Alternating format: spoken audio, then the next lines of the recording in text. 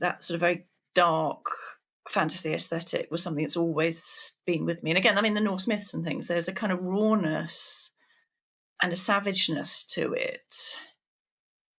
These aren't stories about good versus evil, where good wins. These are stories so the Norse myths and the Greek myths and the Celtic myths, in fact, perhaps slightly less so. These are not worlds which have a concept of good and evil. These are not Christian worlds. These are worlds in which there are gods and powers and magic, but there's no kind of notion of morality beyond the individual trying to do what's best for themselves and for the people they care about. It is a kind of very remorseless, very bleak world in some ways. The whole notion of good and evil doesn't really exist, and certainly that notion of kind of neat, coherent story. I think that's something that really appeals to me about grimdark, that it is fantasy with that kind of darkness and bleakness. It's not hopeless, but it's about individuals trying to work within a very complex, very kind of stark world without that assurance that good will win, without that constantly questioning.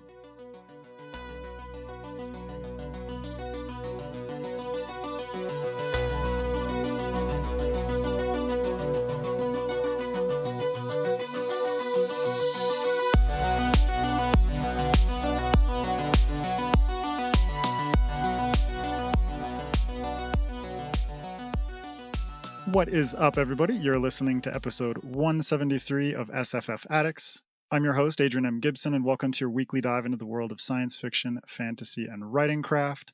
Joining me this week is my co-host, my bestie from the Midwestie, the queen of my days, Greta Kelly. How are you, Greta?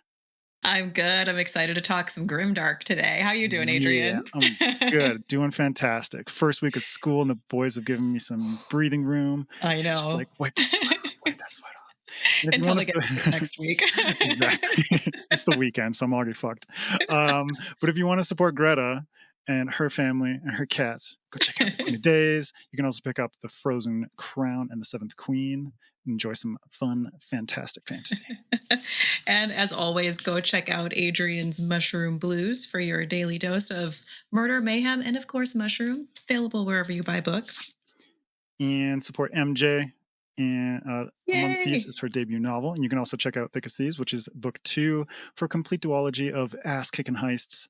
And yeah, that's right. Hatchets and Hitmen, guys. Yeah, Hatchets and Hitmen. Also, just like supporting her cats, Evie and Thorin, because they need food. Yes, the kitties. They're adorable. Yes, they are. As well, a quick note for listeners, you can support SFF Addicts on Patreon for a ton of cool extras like bonus episodes, author readings, and more. So check the links in the description to help us do what we do here. Also, don't forget to rate and review the podcast on your favorite podcast app and subscribe to the FanFiAddict YouTube channel where this and every other episode of the show is available in full video. And now, welcoming to SFF Addicts for the first time, the wonderful Anna Smith Spark, author of the Empires of Dust series, A Woman of the Sword, and more, including her latest releases, plural, because it's a double dose on September 23rd, with A Sword of Golden Ruin and Anderson versus Death. Welcome, Anna. How are you today? Hi, it's wonderful to be here. Thank you. I should just actually apologise for anyone watching this for the sheer hideousness of the room I'm in. This is not my house. This is my parents' spare bedroom for various complicated reasons. My house looks considerably more grimdark than this. Although there is quite dark. And I take absolutely no responsibility for that blind. It's a vibe. It's a vibe. If you're listening to this in audio, go check out the video for for Anna's wonderful ambiance. Before we dig deeper into the episode, a quick word from our sponsor. What happens when an infernal warrior longs to be a noble paladin, or a thunder mage solves problems with lightning and nudity, or a vampire kangaroo joins your crew? You get The Malevolent Eight, Sebastien de Castell's riotous dark fantasy sequel to The Malevolent Seven, where a gang of foul-mouthed wizards somehow end up saving the world. Kind of. It's got blood spells gone wrong, rat mages, infernal contracts, and enough chaos to torch the multiverse. All delivered with Sebastian's signature flair. Magic, mayhem, moral bankruptcy, just another day with the Malevolent Eight. Read it today before it burns everything down, including your bookshelf. The Malevolent Eight, now available in hardcover, wherever good and evil books are sold. And now, enjoy the rest of this episode of SFF Addicts. All right, well, Anna, just to start off, we'll get into an introduction. For listeners who aren't familiar with you, your work, can you tell us a bit more about yourself? Okay, so yeah, my name's Anna Smith Spark. I live in London, or just outside London, and I write sort of grimdark, epic fantasy, sort of mythic fantasy. So I was originally known for my Empires of Dust trilogy, The Course of Broken Knives, The Tower of Living and Dying, The House of Sacrifice, which are really big, multi-point of view, grimdark epic fantasy with dragons and mysterious young men with secrets and consonant shaking violence and the whole wonderful fantasy shebang. I then The Woman of the Sword, I then wrote that's sort of during COVID. I kind of had the House of Sacrifice, the third in my trilogy, was published in paperback the day that, I think literally the day the COVID lockdown started in the UK. So what should have been my kind of amazing, like, wow, I've written a really big, fat, multi-person point of view, kind of, total war, continent-spanning war, fantasy epic, wow, was kind of like, yeah, but you can't buy it because all the bookshops are closed, and so so I then wrote a novel called A Woman of the Sword, which is very, very intensely personal novel about a woman who is essentially me, living, and her children living in that world of kind of total war and chaos and constant political instability, which is fairly obviously a metaphor for living through COVID, but it's kind of, it was something else we're getting more interested in anyway, but it's kind of a very, very personal,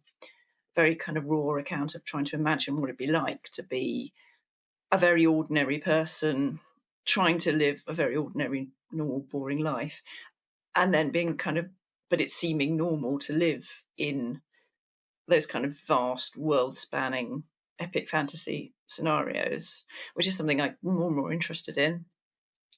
And I then wrote, and then kind of wrote a much more folkloric sort of series, which I'm working on at the moment. So the first book of that is a sort of Bronze and Ashes, which is almost a kind of counterpoint to A Woman with a Sword. It's about it's a single person narrative about a woman, about a mother, and about her family, and kind of her living in a sort of strange magical world and having to help her children negotiate that world.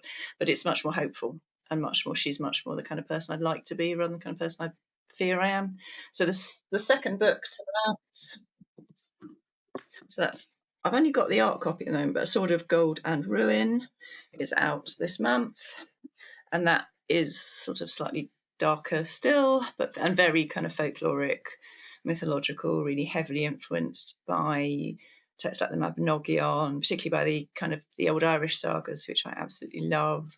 So the Catherine de Courtney, and particularly a really, really strange story called Dagda's Hostel, which is just, the language is just impossibly beautiful. And so it's influenced by very early Irish and British mythology and writing. And I also wrote with Michael R. Fletcher. I co-authored a very, very strange kind of, but also fucking awesome novella. Yes, sort of. Don't undersell it. Comedy, grimdark horror with some slightly pornographic elements, which is the first comedy, grimdark, extremely violent horror with some pornographic elements novella, I think, in the world, first and last, to be nominated, to be shortlisted for a World Fantasy Award this autumn, which is extreme. Win it. If we win, that will be kind of that will, and that was just kind of start the trend. Yeah, yes. No kidding. Yes, it will be the first, but not the last. We'll just go on. But and actually, kind of links to that in a way is the other book I have out this month, Anderson versus Death, which is in some ways a total step away from everything I normally write, because it's, I mean, you can see it's got guns and motorbikes, and it's 2018. Not fantasy. It's set in, yes, it's from the 2000 AD universe, from the Judge Dredd universe. So it's kind of cyberpunky, extremely kind of, it's based on a comic book, which had its sort of great glory days in the 80s and 90s. It's still going, but kind of, and it's something I love from a childhood. So yeah, it's in some ways it's totally different to anything I've ever written, but in some ways it was kind of like, it's kind of like In the Shadow of Their Dying, the novella wrote with Fletcher. It's kind of, in some ways it felt like kind of one of the books I was born to write. So, but that was a lot of fun because I was writing guns and motorbikes and people really zooming around. And grimdark cyberpunk. Yes. But I'm glad you mentioned something that you love from your childhood, because we always love getting the nerdy origin story of our guests. So can you shout out any books or movies or TV shows that really got you hooked on to science fiction and fantasy? It was actually my dad, when I was really little, reading me the Viking, the Norse myths and the Greek myths and the Celtic myths. So we had really, really, really lovely version of the Mabinogion, which was called Ireland the Mighty, and with these beautiful sort of Celtic style illustrations. And then we had an amazing version of the Norse myths called Axe Age, Wolf Age by Kevin Crossley Holland, which had these beautiful little sort of lino cuts pictures, which had this sort of Norse style, and he'd read them to me. And also a really kind of, I don't know if, but lots of people probably recognise it. There was an Osborne Children's Pictorial History of the World, which was basically a kind of little cartoon, sort of little pictures with lots of little pictures with text. And there was a whole series of them, and that literally went through from the formation of the universe, and then they went through kind of world history, and then they went through British history. And I had one that was about the first civilization. So it began with kind of the beginning of the Neolithic, and it went through sort of Sumer and Jordan and Egypt. And I remember just being absolutely fascinated by this kind of these myths and the language of the myths and these strange stories on the one hand, and then this book about these people living in such utterly different ways. I really remember reading and looking at the pictures of the page of the Osborne Children's Encyclopedia about Jericho, ancient Jericho, and where sort of people were burying their dead under their houses, and they lived in these little sort of mud brick houses, and you get in through a ladder and you climb up onto the roof and go down. And Jericho is one of the cities where they were burying their dead. They put, no one knows why they were doing it, but they put packs of plaster over the skulls, and they set cowrie shells in the eyes. And people have found lots of these skulls with these plaster face masks over the skull and these cowrie shells in the eyes. And then Chateau Huyuk as well, where they had sort of this cult of eagles and bulls, and they found all these bull skulls and all these eagles' bones. And again, no one can possibly know what was going on there, but the sheer fascination of this totally different, totally unimaginably different way of living that had actually happened, but that was just so obviously so apt particularly for a child. And also Sumer, I pronounced summer, so I had this, the summer land, and people living in this land called Summer, again in this totally strange, different way. And then slightly older, my dad started reading me. He read me all the classic children's English fantasy novels. So he read me The Wheelstone of Brisingamen, and then when I was a bit later, he read me The Hobbit and Lord of the Rings. But it was him reading me a lot of this stuff. And actually it was the kind of myth and ancient history and this idea of just other worlds and other ways of living that just absolutely obsessed me and fascinated me. And I've always, I read fantasy to try and go into those other worlds and sort of experience that. And that kind of, I've read I've read versions of so many versions of the Trojan War and so many versions of the Norse myth. And I'm always reading fantasy to try and find more new history, more different ancient historical cultures that I don't know about. And that's kind of, that being in other worlds, that's where it always came from. And it's amazing that ancient history and the world that we live in, there's so much that we don't know about it. And so much about our past is speculation, right? And it's kind of cool that like history itself is speculative, and so is the fiction that we write and the stories that we tell. And you even went on to study classics and history Yes. and English literature. So through all your studies and growing up, it's obvious that stories have played a huge role in your life. Can you tell us a bit about your relationship with fiction writing and how you came to the point where you have read all these stories, you've studied about these ancient cultures and everything like that, and then you decided that you wanted to pursue storytelling more seriously on your own? So actually, this is my tragic origin story.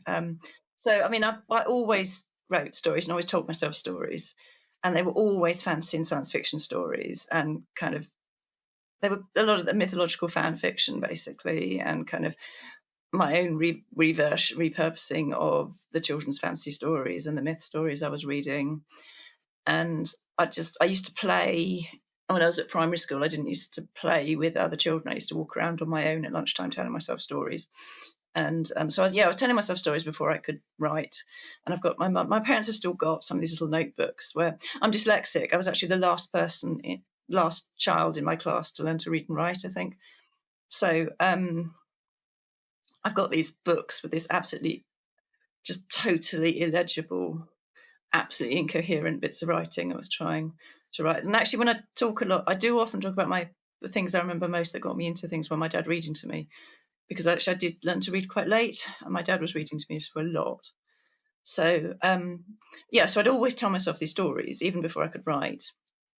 And my father's a writer; he's a poet, and a lot of his friends were writers or artists or ceramicists, or they were doing creative things. So it seemed completely normal.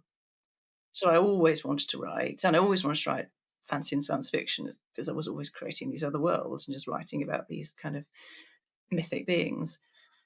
And then I kind of had the classic total kind of teenage breakdown. I hadn't been diagnosed as dyslexic or I'm also dyspraxic, which is basically it's a physical coordination issue. You get all these books and they say things like dyslexia, the gift, the creative child, and I'm also autistic, and you get kind of autism, kind of the secret superpower. Or the standard manual on dyspraxia is just called dyspraxia, the hidden handicap, and it opens. Dyspraxia is often also referred to as bullied child syndrome. That's awful. Positive. They're not mincing words There is at nothing all. positive anyone can find to say Wow. about dyspraxia. They cannot put like a marketing spin on dyspraxia. No, there is just, you can't, because all it basically means is you have real issues with left and right, and you're really badly coordinated, and you flap when you run, and all those kind of things that kind of and it doesn't have any wonderful creative benefits. It's just your body just doesn't quite work properly. So I had all these conditions which had not been diagnosed at all. And in my teens, I just kind of went to pieces and I stopped writing completely. And in fact, I kind of felt like the idea of being a writer just felt like inconceivable, like the idea that a normal person like me could become a writer or could dare to become a writer. It just felt like, it felt as realistic as, I'm sure you have heard from some of your children. They'll come home and say, that sort of talking about, there's a kid at school who's, his career plan is to win the World Cup and become, kind of world famous footballer. And there's the girl at school who's absolutely convinced, she's going to be the next Taylor Swift. And it felt like that. To say, I want to write a book, felt as kind of plausible as saying, like, well, clearly when I grow up, I'm going to win 6 Oscars and, get. It just kind of felt that plausible, like realistic. It almost felt like if I dared to start writing something terrible would happen, or sort of like the universe would just start laughing at me or something, or kind of like, I don't know. And like Greta, you turn up as like, well, I'm a woman who writes novels, and you kind of like huge in the sky or something. It really felt like that kind of level, like kind of, oh, step away from the computer kind of. And it was, seriously, it was not until after I'd had children and had an autism diagnosis that something in me changed. And actually, the really bizarre, completely, so totally unlike the book Origin for Everything. Caught in Broken Knives was the first book I wrote as an adult. It was the first piece of fiction I wrote since I was a teenager.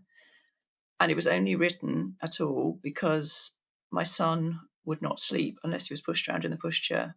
And he'd stay sleeping in the pushchair in a cafe, but he'd wake up if I pushed him back into the house. So I spent hours a day sitting in a cafe, and eventually I decided maybe I ought to do something more constructive. And then by some incredible, they had the Game of Thrones music came on the cafe soundtrack, and I just suddenly was like, right, there is something about that music. That is setting a tone. And I just started writing. I love it. And an hour later, he'd had a really good nap, and I'd written the first couple of pages of what is now chapter 2 of The Court of Broken Knives, the big fight scene in the desert, the sort of opening fight scene in the desert. And I just carried on writing, and I wrote for a year every time my son was asleep, and I'd rush upstairs in the evening and write. And I'd write on the train and then away to work, and I'd write kind of. And in a year, I had the first draft of The Court of Broken Knives, and it went from, it literally went from kind of, maybe I ought to do something slightly more constructive with my time sitting in this cafe for 2 hours every single day, to I have a book. And I could feel quite quickly there is something good here. This is exciting. There is something, and you do know when something is going well. You have that real sense of like, this is going somewhere. This is good. And it was just pouring out. I was just writing and writing every day. And I had in a year, the first draft of it was finished, and I had an agent, and it was just, it was just absolutely ridiculous. That's amazing though, because so few authors get the agent with the first book that they ever tried to query. So what was your experience like with querying agents? And then after that, submitting this book that you had written in the fog of new parenthood into publishers. Literal fog. Full of cafes and Game of Thrones music. Yes. I always say to people, that is really not typical. That was just kind of, I do feel that was like every, luck I've ever had. Like that was just insane. But so I got an agent really, really quickly. And it was, and then there was a kind of hiatus. It then took another year for the book to sell. But suddenly I had a book deal for a trilogy, and I had to write the next 2 books. And it was, the whole thing was just, which I started writing the second book anyway. But it was just, it was just unreal. I still actually get this insane paranoia, bizarre paranoia that I'm going to wake up and discover it was all a dream. That kind of, everything, this is all different layers of everyone keeps waking up and realizing it's all a dream. And that genuinely, I feel really genuinely that at some point I'm going to wake up and everything that happens, I'm actually just going to be kind of waking up and my son's still going to be a baby. And none of this has happened because it just feels like, how did any of this happen? And so I wrote this trilogy, and to make this story then sound, to stop myself sounding quite so unbelievably, amazingly luckiest person ever, I then ended up being published by much smaller publishers because of what I was writing after Empires of Dust. I brilliantly managed to get a grimdark epic trilogy finished and published and finished just at the point when, between COVID and the world political situation, no one wanted to read grimdark anymore. So, which I kind of said for years would happen. I remember Mark Lawrence having this thing about, so do we think grimdark is peaking? And I was like, it will peak a week before my book is published. And so it will never recover as a genre. And but so I am now published by smaller publishers, but I'm writing much more literary stuff that is also a kind of conscious choice to be writing much more stuff that is incredibly is smaller press and less commercial and much more literary. I'm sitting in my parents' spare room because I do not have a room in my house to write in, before anyone starts thinking I clearly have some insanely lucky life. But yeah, no, I've not stopped writing since. I think I've not stopped writing for more than a week or two for family holidays since I started the Court of Broken Knives. And it's just my Thank you to your son. Yeah. Well, thank you to the cafe. He put the Game of Thrones theme tune. Yeah, he was digging it.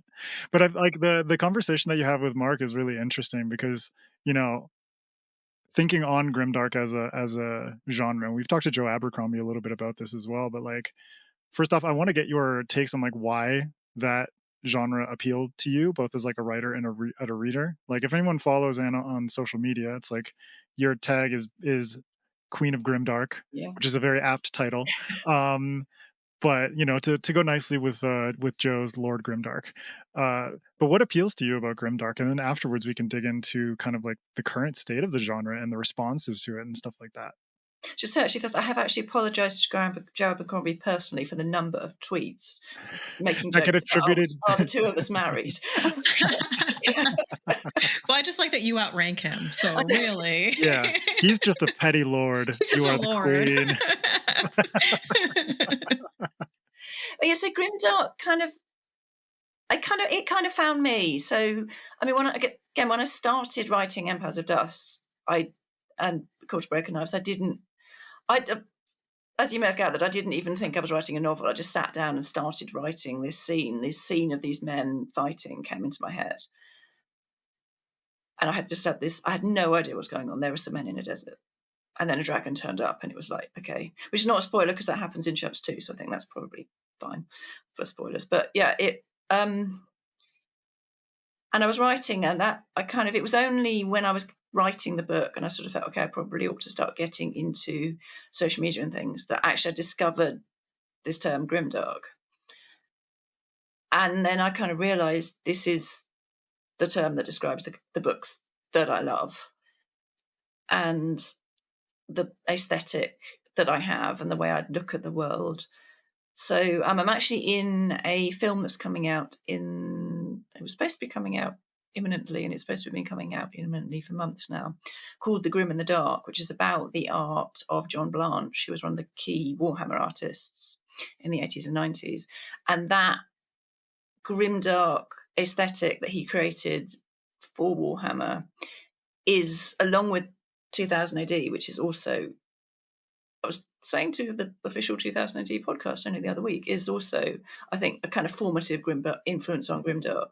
Those were two huge influences on me as a child, and kind of films like Time Bandit and those sort of stranger dark, even The Dark Crystal, you know, this slightly stranger, darker, more kind of offbeat fantasies, children's fantasies.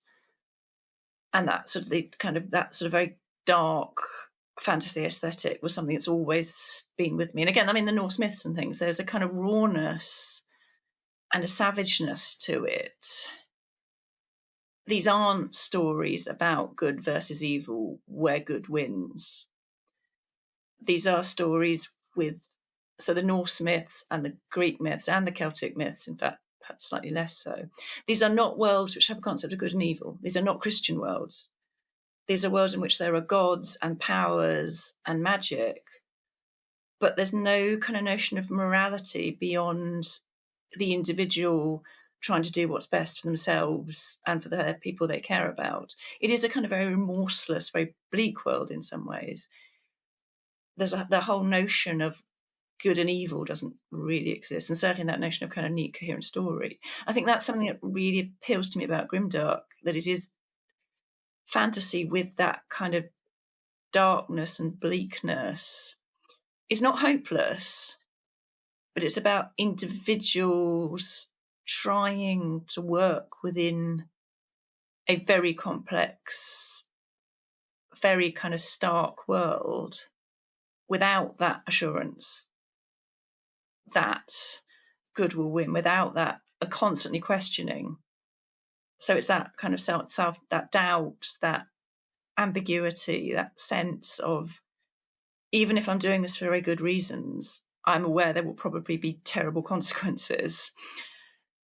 And that also that kind of very politically real awareness of what actually, even doing something for really positive reasons, even being the chosen one, leading the kind of the armies of good, what that actually means in terms of killing someone is still killing someone. What actually these armies are going to be doing, or actually the consequences even of a kind of very kind of morally good army, people are going to die, and that every individual death for both sides is an abomination against, their families, their community, the people who care about them. And the world is made less by the death of every orc, because that orc was alive and now they're dead. And that is a lessening of the world. And pointing that out, making that real, that it's not simple, it's not easy.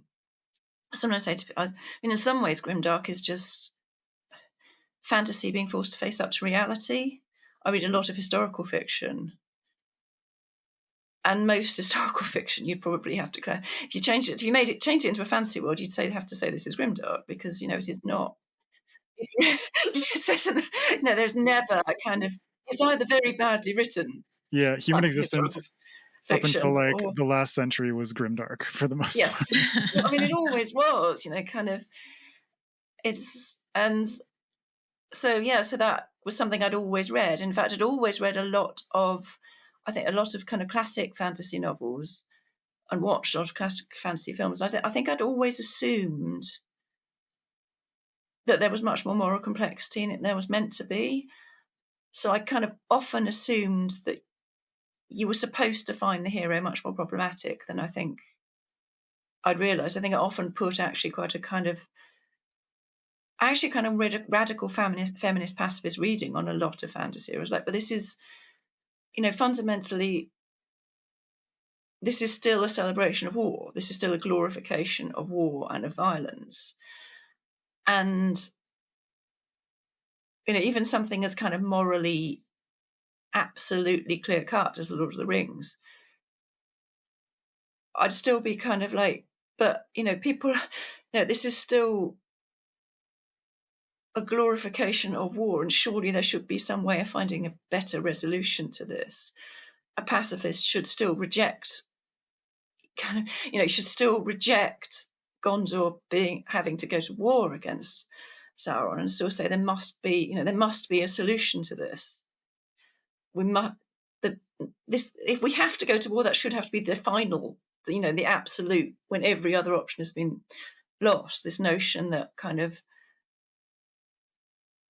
a hero with a sword is something to be celebrated, that whole heroic. I just assume that kind of notion of, the hero and the warrior was inevitably seen as problematic. And it actually took me a really long time to realise that's generally not the case.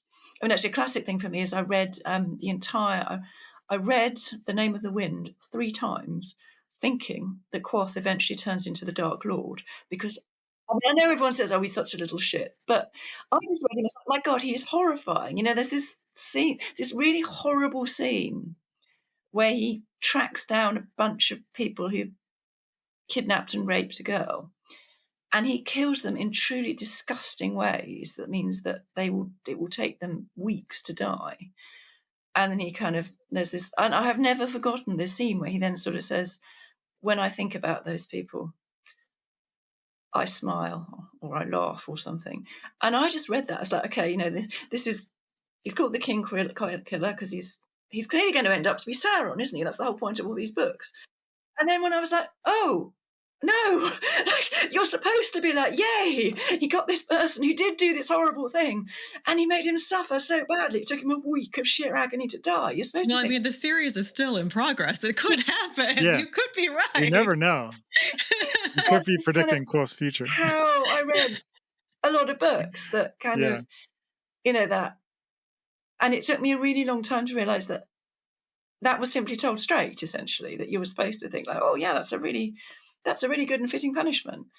And so grimdark, the fact that grimdark does have the kind of that really nuanced, and it is got that kind of really nuanced, complicated political kind of awareness. It's just the way I'd always received the books, and a lot of books, and also the kind of books I just really enjoyed, because I do find the kind of very simplistic fantasy, sort of very simplistic moral fantasy, kind of good versus evil moral fantasy, quite difficult to cope with. So yes, it was just a thing that kind of I found, and that found me, and that kind of I realised this is where I belonged. And yeah. So what are your thoughts about the current state of grimdark as a genre, especially with things like cozy fantasy and romantasy in particular cropping up almost in response to grimdark? And I'm really interested to get your COVID as well. Yeah, and as response to COVID. And I'm interested to get your take on this, because we just came back from Worldcon, and I had so many conversations with other female authors who are feeling this pressure to only write romantasy right now. So if there's any advice you can give to the authors out there who want to write other forms of fantasy other than the ones that are selling right now, like, share your wisdom, please. Oh goodness! I mean, if you want to write, I mean, I cannot. I write what you want to write, and so I don't. Yeah, I mean, to answer your first question first, I don't write in the hope that I'll get another big publishing deal. I mean, I'd like to get another big publishing deal, because maybe I wouldn't have to keep recording things. Maybe I'd be able to buy a house with my own office. I wouldn't have to be recording this in my parents' spare room. But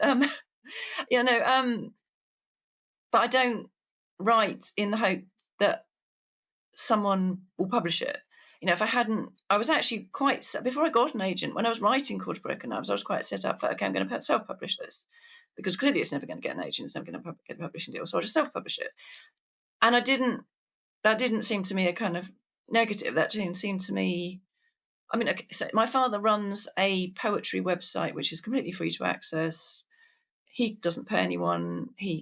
It's very niche postmodernist poetry, but he has people desperately submitting work to him, wanting to be on his completely free to access, you don't get a penny website, because people value that website, read the poetry on it, and say, occasionally people say this is a really good poem, and that is all you can ever ask for. If you put your work out there, whether it's through a massive Sunday Times bestseller book deal, or through a small press, or you self-publish it, or you just dump it on Wattpad, and someone comes back to you and says, that book, I loved it, it made me cry with laughter, I felt seen, it broke my heart, or I love your main character, or kind of something, or just it was all right. I was having a bit of a bad day and it was all right. It made things a bit better. That's all you can hope for. And if you want, write the thing that you really want to write, and you enjoy the process of writing it, and make it the best thing you possibly can get, someone will enjoy it. And someone might say, that is the thing I've been looking for. And that is the only reason you write for yourself, to tell the story. I mean, when I write and I know I've written something, when I'm like, okay, I know this paragraph is going really well, I know the passage I'm writing about is really good, that feeling, it is kind of like, I imagine what it must feel like to be up on the stage playing a guitar solo or something. It's like, okay, this is being alive. And, or like, what it must feel like to being, actually, what it feels like? It feels like when you're dancing. So it feels like when you if dancing at your best friend's wedding, and you're just happy, and it just feels like just sheer joy when you write something that's really good. And then if you put it out there in whatever form, and someone else reads it and they come back to you and say, that I felt that, I shared that feeling you had, then that's all you can, that's okay. You're not going to pay any bills with that, and you may never get any kind of, you may never be invited to be on this podcast with that, but that can only be the reason you write. And if you write with passion what you want to write, in the genre and the style you want to write it, someone will like it, and someone will want to read it, and someone will pick it up, and maybe more than just one couple of someone's, was if you try and write something to market and think, oh God, I do passionately want to write a kind of sword and sorcery grimdark, but I must write it romantasy because it's probably not going to work, to be honest with you, unless you're incredibly lucky and hit something very particular that an editor likes, which is impossible to predict. You're probably not going to make something that's worth writing, really worth writing, because it's not going to have your heart and soul in it. Whereas if you put your heart and soul in it, it will give you fulfillment, and it will give someone somewhere fulfillment, probably much more than if you're just trying to write to market and hoping. So no, do not try just to write romantasy. By all means, maybe try and put a bit more romance in than you might have done, because actually, I mean, I kind of feel in some ways now maybe kind of writing sort of quite human characters, having written novels which, I mean, there's lots of romance in Empires of Dust, actually. And the other interesting thing is people point this out a lot. I mean, the Prince of Thorns, Mark Lawrence's Prince of Thorns, that actually a lot of that is about George moping around over Catherine. There's a lot of romance in that book. There's lots of romance in Game of Thrones. There's lots of different romance sequels. There's lots of love interest, certainly. There's lots of men with love interest. No one ever says that. No one would ever say Prince of Thorns, the Broken Empire trilogy, is a romance. And yet George's feelings for Catherine are a huge part of that trilogy. But because it's a male book by a man with a central male protagonist, it's seen slightly differently than a book which can have a lot of action in it, but is written by a woman and has a female main character, which somehow the fact that she's mooning over a man quite a lot will be taken as, well, it's clearly a romantasy, isn't it? So that kind of slight mixing it up and blurring of genders. And I mean, even something like the Second Apocalypse, R. Scott Baker's The Second Apocalypse, which is usually considered to be like the most grimdark of grimdark. At the heart of that is a love story which goes on through all 6 of the books. And it ends up being about a middle-aged man and his deep, lifelong love for a woman. But again, people don't see that as see that as romantasy. They see it as this kind of, that's just a kind of little side humanizing device or something. You're like, no, it's absolutely key to the books. It's just people don't want to see it like that because it's a really big book about men striding around being incredibly masculine by a man with almost no female voices. But it's got a lot of love in it and a lot of stuff about relationships. So to come back somewhere to your question about grimdark, I think grimdark I can completely understand why people stopped wanting to read grimdark in about 2020. And I can completely understand that. And I completely understand why people perhaps have continued not wanting to read grimdark ever since, because it is difficult. I mean, there's always the grimdark community is still really thriving. A lot of people are still self-publishing grimdark, small presses publishing grimdark. There are people like Rob Hayes who are making quite a real success out of writing and self-publishing grimdark. And Michael R. Fletcher is kind of, he's got this kind of incredible cult status writing and self-publishing grimdark. And I think there'll always be a core. And interestingly, actually, sword and sorcery seems to be having a bit of a revival at the moment, which is a related genre. So again, it's not a moral genre. It's kind of, if you read, the last thing you would say about Moorcock's Eldritch is that there is, that is not about a novel about good versus, there's not stories about good versus evil. There's not morality in that, in a lot of sword and sorcery. So sword and sorcery is apparently having a bit of a moment, which is interesting. Maybe it's people trying to rebadge grimdark because it's not grimdark, it's sword and sorcery, modern sword and sorcery. And people are always kind of looking for new labels and new things.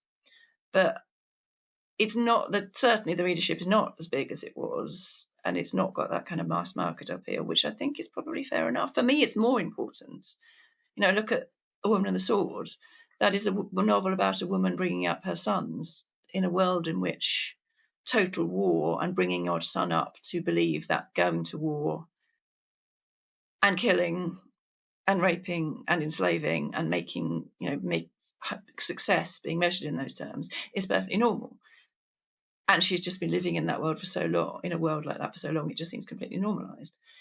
I mean, that seems fairly prescient for what's been going on at the moment in various parts of the world, that there are children who are growing up again for whom that is now completely normalised, and that cycle of brutality. I mean, obviously there always have been, but we are very aware of, in Gaza and in Ukraine, and in the kind of normalisation in Trump's parade, or the parade they've just had in Beijing, of these kind of big military parades, the idea of the military and rearmament, and the kind of Europe suddenly being told we need to rearm again. It's becoming normalised. I mean, the people in Britain talk about things like, maybe we should all have grab bags if we need to, maybe we should have those survivalist bags by our door if we need to grab them and run. And that's becoming normalised.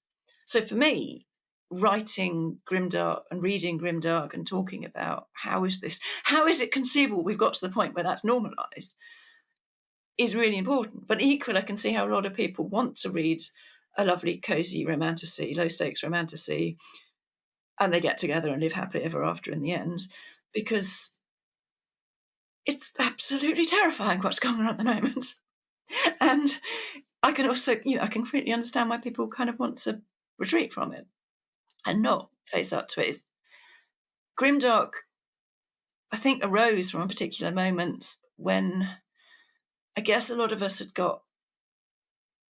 who'd grown up in the 80s and 90s, we got quite complacent that the world was kind of getting a bit better. I mean, my parents talk about, in the early 80s, apparently, they briefly contemplated taking me and my baby brother up to live in New Zealand, remote valley in New Zealand, because they were genuinely really frightened about nuclear war.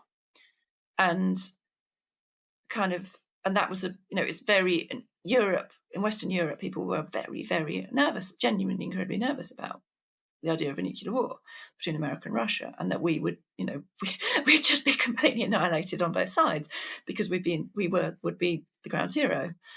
And then you get the Cold War ends, the Berlin Wall comes down, the 1990s and the 2000s. There's this kind of vague idea things are getting better. It stops being acceptable to be racist in the overt way it was in the 1970s and the 1980s. It stops being acceptable to be homophobic in the overt way it was in the 1970s and 1980s. The world is certainly not perfect. The world is still racist. The world is still homophobic. The world is still misogynistic. But this idea that it will get less so, and that kind of we will head towards that sort of Star Trek utopia of a modern capitalist American middle-class society where we're all just different. Our identities are different, but essentially we're all living in this kind of very peaceable, fairly wealthy, nice way, will happen.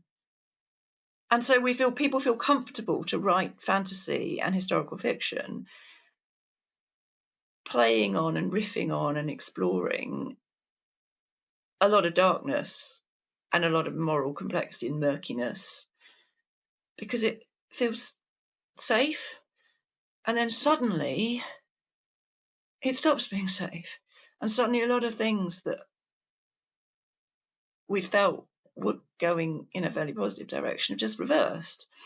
So I completely see why people might feel that playing around with that darkness and exploring that darkness doesn't have the appeal it perhaps did when things felt safer.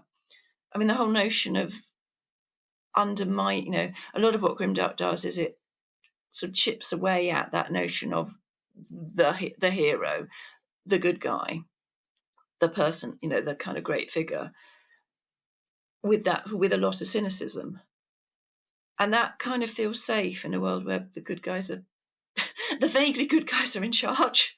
Because you can kind of say, yeah, but they're all just human, aren't they? We've all just got feet of clay. They've all probably all just in it in the end, they're all just in it for the money and the lols. And now, it really doesn't feel remotely comfortable or safe talking about that. So going back to want to talk about someone who is genuinely morally good, or who is genuinely just a small, cosy little world where there are no high stakes and whatever they're doing can't have huge consequences either way. And I can completely see why that's very appealing. 100%. So how did it feel for you then to go into like writing Anderson versus Death, which is set in the universe, this grimdark cyberpunk universe of 2000 AD and Judge Dredd, with kind of like everything that's going on in the world? Like, how did you put yourself into that world and write this character, Judge Cassandra Anderson? Well, see, Cassandra Anderson is fundamentally really positive. She's a lovely. She's actually possibly the only sane person in the entire 2000 AD universe, as far as I can. She was a joy to write. But what's tightly terrifying going back and reading early 1980s, 2000 AD, is just how prescient they are. I mean, obviously they are. It's a very political. So 2000 AD was a very left-wing political magazine, political comic. It's a left-wing political critique of superheroes and of British war comics. So it's creating a dystopia, and a lot of what it has. So some of its stories, there's particularly some of its other storylines. I mean, ABC Warriors and things are about chemical warfare and about people creating super soldiers. Judge Dredd itself is about a community, an authoritarian community where the police are given. Well, the police are essentially, as far as I can see, essentially similar to your ICE units. They are judge, jury, and executioner, and there is no right of recourse. And they just go out there on the streets, and there is no. You cannot appeal against them. They are they are the law, and that. So it is a vision of a militarized fascist future. But there are other ways in which it's really frighteningly precedent in things like, so Judge Death, he has a backstory in which he is a young police cadet trying to find a way of living in kind of what's drawn as a kind of American city in breakdown, and he's trying to find a solution, and the solution he kind of settles on is kill everyone. But there are elements of his character, and when they're writing these stories in the 80s, and you're like, you can see this guy would be on 4chan making really horrible edgelord incel jokes, inverted commas, that he thinks are hilarious. You know exactly how he would be living now. And then he was written years before people were really aware of that. But, I mean, there's a really little chilling bit where we just learn that one of the characters, one of the other dark judges, Judge Fire. He's called Judge Fire because he burnt down a high school. And you kind of feel that was written years before Columbine and before high school shootings and that kind of. I mean, we had an incident in this country recently where a teenager just went to school with a knife. Obviously, we don't have guns, but they went to school with a knife and started trying to stab children and teachers, fellow pupils and teachers. And that wave of violence in schools and things, I mean, it's there in Judge Dredd in the 1980s and early 90s. There's so much there which is somehow really frighteningly prescient in ways that they couldn't really have predicted. And it was really kind of chilling reading that and thinking, oh my God, I can see every element of these characters. I can completely see where they're coming from. And the people writing them at the time couldn't have known that, but they did. And it was really, so writing it was it was actually kind of depressingly easy because it didn't feel particularly like projection. It felt like kind of something I'm writing here was a very logical conclusion to kind of a lot of stuff that's kind of going on. It didn't feel, it was, I mean, there are bits of it where I'm just kind of immersing myself in this kind of horrible kind of pornographic death obsession with Mortis, which are the bits I enjoyed writing the most because that was me doing stuff with language. But there are other bits where it was like, I don't really need to, this is just kind of, it felt much more kind of politically relevant than perhaps kind of I possibly thought it would be. But it was slightly scary actually writing it, kind of. But the point about it, unlike a lot of the stuff I write, is that Cassandra Anderson is an incredibly fundamentally positive person, and it had to end with her being strong and positive. She's a very vulnerable character. She's her story builds up when you first meet her in the stories that I'm retelling. I'm sort of telling my story around. She's just this kind of really wisecracking. There's this famous story, she was supposedly based on Debbie Harry, and she's just this kind of incredibly hot, and she knows she's incredibly hot, wisecracking female blonde policewoman in skin-tight police suit and heels with a big gun. And she's if I looked like that and I had a big gun, I would obviously wear a skin-tight suit and massive red lipstick because just cat suits all day long. But she's also got a lot of depth to her and a lot of heart to her, and she is a really good person, a really joyous person, but also a really vulnerable person. So to write that and kind of go into that, and to write these kind of really horrifying stories and think about this really horrifying vision of a world which is so close to our real world, but then have her kind of grounding me and pulling me back and being kind of like, but it must be okay because strong women with a heart of gold and a sassy attitude and possibly a massive gun will save the day. That was kind of something to kind of really hang on to, and kind of yeah. Well, and of course, it's not your only book coming soon. Yeah. We also have your folkloric horror fantasy book, A Sword of Bronze and Ashes, and A Sword of Golden Ruin as well. So how did you come up with the concept for that and that characters and the world of those stories? And I know you mentioned before you kind of were blending Celtic myth in there. How do you find the mixture of folklore and horror? Like, how do they interplay and work together in your stories? Folklore is full of horror. Folklore and folk horror is, again, it's another thing I've always fascinated and loved. Fascinated me, I've loved. So a lot of Norse myths and Celtic myths actually contain a lot of what we now consider to be horror elements. If you look at the Beowulf is urban fantasy, just Anglo-Saxon style. There are sort of urban just means something different now. Urban means, this monster that comes into their, it comes into urban. Their Urban is relative, depending on where you live. But a lot of these stories are people kind of telling stories essentially about, a lot of myths are people talking about threats and strange, monstrous beings come into their community. So there's a massive overlap between folk horror and folklore and horror.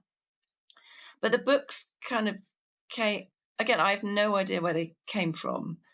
It was sort of, I had some time to actually start writing something new, and the book just poured out. So I'd written Empires of Dust, then wrote Woman with the Sword, which was, as I said, this kind of really painful process written at this time when it was very difficult for me to write because I was locked in the house with my children, and was this kind of really painful book that was almost me trying to kind of, I guess it was me almost trying to negotiate the world I'd created in Empires of Dust, and that I had created this really horrible world, and I'd done some really horrible things to people, and I kind of went quite far. And the House of Sacrifice, I do go really quite far into kind of getting myself into the mind of someone who does these, really horrible things and is themselves a really, really fucked up person. And it kind of, A Woman with the Sword was, I guess, me trying to negotiate that and that kind of complexity of the bizarrety. I wrote these trilogy of books while looking after my preschool children and that kind of weirdness. And then A Woman with the Sword A Sword of Bronze and Ashes was then written well after lockdown had finished, when I actually was back able to have kind of a life again. It was written shortly after I'd been on my first family holiday with my parents and my children, and we'd actually all been able to be away and actually go to places and do things. So it's based on the village that we stayed in on that holiday. So it just came pouring out as a totally new thing. It was a totally new world. Again, I'd lived in, look at these boys. I'd lived in a world that's like that thick. And then, of course, there's another book. And then there's A Woman with the Sword. And then there's the short stories on top of that. I'd lived in 500,000 words of this really intense, bleak, grimdark, epic world, which is still probably more real to me than my real world a lot of the time. This is where I live. And then there was this kind of moment where I was just a release, where I just started writing and had some time to write properly for like 6 hours a day. A new thing and a totally a new world, although it's kind of arguably the same world. There are little breadcrumbs in there that you might pick up, that there are links between the two worlds. But to write something totally fresh, and to write something that felt very free and much more hopeful, it was almost a kind of deliberate counterpoint. I'm going to try and when someone starts making the kind of decision that I would make, and the kind of decision I'd expect them to make, and the kind of decision they would have made in Empires of Dust, it was like, stop, make the other choice. Always, they always have to make the better choice. And if they don't make the better choice, there has to be a really, really important reason for that. So it was trying to kind of bring in a different element, and trying very consciously to create a woman who is like Anderson, who is a fundamentally really positive force, and who is like Anderson, someone I would like to be. She's not me. She's the person I'd like to be. So making her kind of like, don't write what I would do here. Write the opposite of what I would do here. Write what I'd want to do here. And she's actually she's drawn on several women who I really deeply admire, friends of mine. And in fact, even one of my bosses at work, who is someone who I intensely admire. And I'm sure they'd say, no, deep down we're the same kind of massive neuroses, and like, oh my God, I always make the wrong choice, and I hate my children, and I hate my life. But they don't, it was about not seeing that and not trying to go into that kind of grimdark, but in the inside, we're all the same kind of screaming kind of. We're all screaming into the void together. We're all screaming into the void, yeah. So we're kind of trying to have that kind of more. Well, some of us don't appear to be screaming to the void, so let's kind of hang on to that, shall we? And so that came, and that was, again, I wrote the first third of that in a week, which was just insane. I just had this week. I was completely on my own, and I wrote, the first thing I did, I sat down and wrote from the moment I woke up. And then I'd finally, I'd go to my parents' house, and they'd serve me a hot dinner, and I live around the corner from them, and then I'd eat my dinner, go home, write some more, go to bed, wake up, and just keep doing that for a week, with just this totally new world, again, just appearing in front of me in a more intense, condensed version of the way I'd written God of Broken Knives. And again, this world just was there, and this shift of language. So there is a different language, there is a different cadence to my sentences, there's a different style, there is a slightly different sense of prose, there's different rhythm, and all of that just came and just happened. And it was just unbelievably exciting in a way writing hadn't been in some ways since The Court of Broken Knives, because again, it was this, I don't know who these people are, I don't know what's happening, I don't know what this world is, but my God, this is exciting. And and then again, it was that kind of, now I've got to write another book in the same series. And the second book is darker and more complicated and really strange. But I think my prose is getting better and better. And that's what interests me in these books, is it's about language. It's kind of about absolutely playing with language and having that freedom just to, as I said, not to be thinking about, is this going to sell commercially? And my publisher was probably like, no, it still should sell. But having just that, I'm going to just push myself to kind of see how far I can go in terms of writing poetic prose, and really how far, how good I can write this book. And that's what it was about. It was just kind of really, and that's what I'm kind of really doing now, having that confidence just to kind of absolutely just try and push myself to do something, kind of to push the limits of the language I'm writing, which is now what interests me, kind of. And again, this was part of it as well. I go into Mortis's head, and the bit where I go into Mortis's head was pushing it a bit. But yeah, it's kind of not. And again, this comes from what I said earlier about I'm not trying to write something that will be commercially saleable. I'm trying to write something that means something to some people. And I mean, the initial reviews I saw just a review on a Waterstones bookseller who obviously got an early copy and on the Waterstones listing for a sort of Golden Ruin, who was saying that, there are moments they actually had to stop reading the book and just go and kind of sit, and which Adrian Collins actually has also said about several of my books. He said that the ending, when he read the end of A Woman with a Sword, he then just had to go and sit and just kind of stare at the wall. And that, to do that to someone, that's what I want. That's the goal. That's the goal. Yeah. And but it's beautiful that not only are you, writing this book for those kinds of reactions, but it's like you're writing it for yourself, like you were saying earlier, it's like you're not writing this to market, you're writing something that is challenging you, that you are passionate about. And the fact that you could write a third of this book in like a week really speaks to your investment in the world. And it's really beautiful to be able to connect with your own story on that level, to really have that passion and that drive to experiment.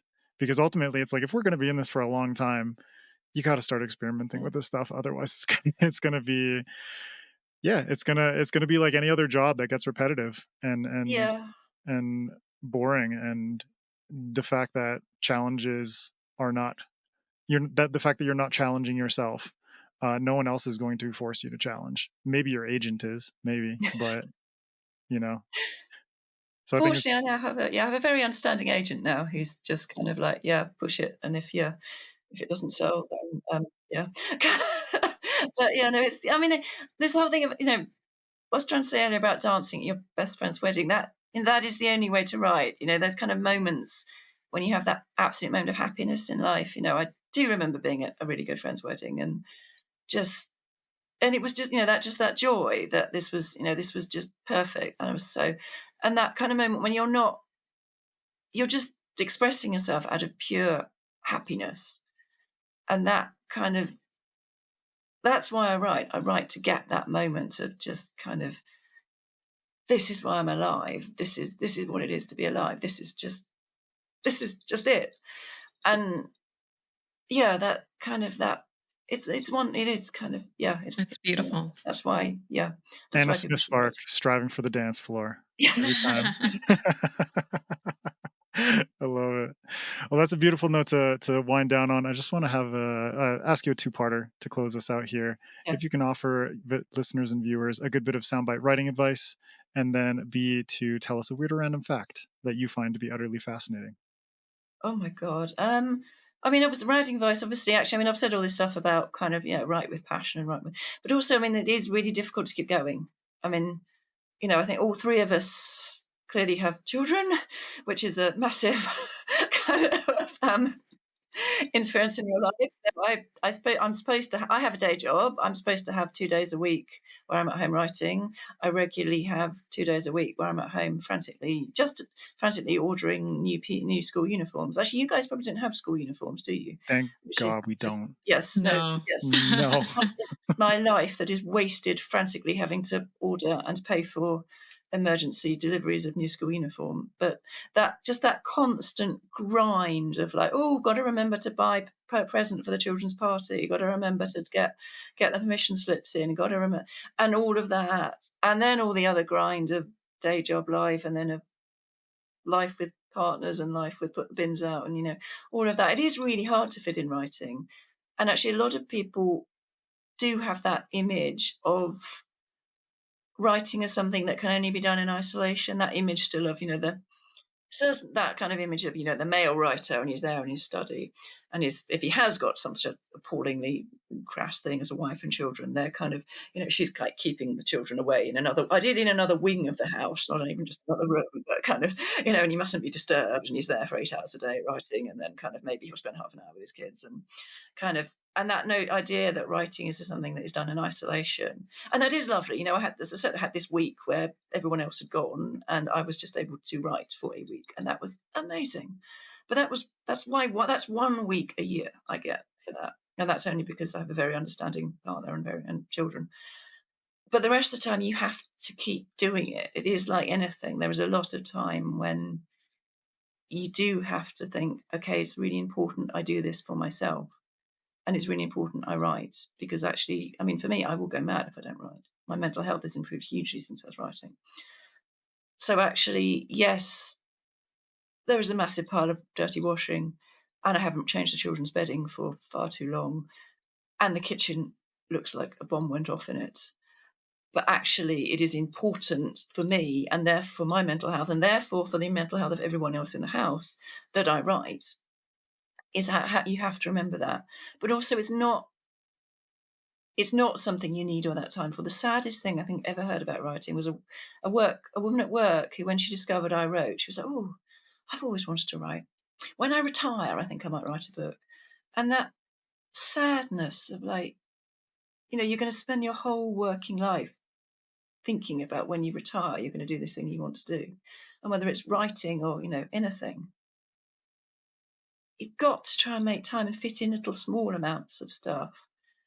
You could say that about anything. I would like to work out, but clearly I've only got time to do, like one really rubbishy half aerobics video every week because I haven't got any other time. So I won't do it, because obviously you need to work out properly and do it 3 hours a day or something. That's, it's not true about anything. Just try and do a little bit, even if you do half an hour in a day scribbling in a notebook on the bus to work. Even if the only time you get is in your lunch break, scribbling away frantically in the staff canteen or in the toilet, for God's sake. Do it and keep doing it, and something will come of it. But don't say, I'm going to wait until I retire. Yeah. Or don't wait. Don't wait. Yeah. Give in to the incrementalist lifestyle. Yes.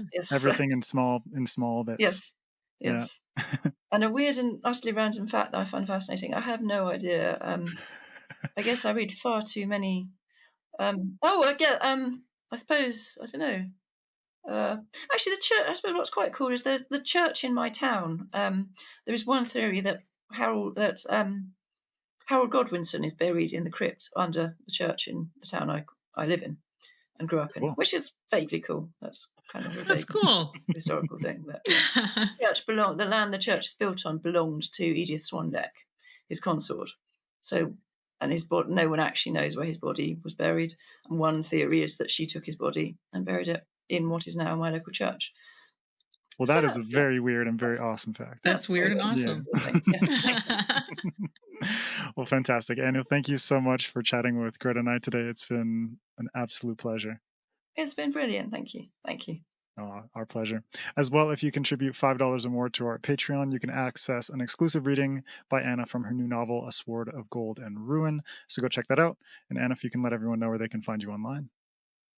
Yes, I'm on Facebook as Anna Smith Spark. I also have a author page on Facebook, also called Anna Smith Spark, which was a really stupid decision to give them both the same name because it gets really confusing. I'm on Instagram as Anna Smith Spark, and I'm on Blue Sky as Queen of Grimdark, and I left Twitter, X, for political reasons. I'm proud to say. Obvious reasons. Yes.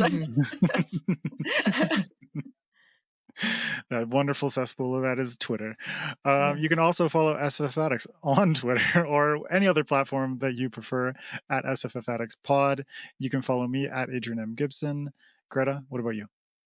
Yeah, I'm basically on all the things at Greta K. Kelly, and go check out my website, gretakkelly.com. It just got redesigned and it's so pretty. So go check it out. I do also have a website, quarterbrokenknives.net, which again, it's such a long title for a website, and it's a pretty rubbish website, but it has got some nice pictures, and it's got some reading. It has got some videos of me doing readings, and it has got some very nice pictures and art, fan art, wonderful fan art, and it actually has got a couple of recipes that some people came up with.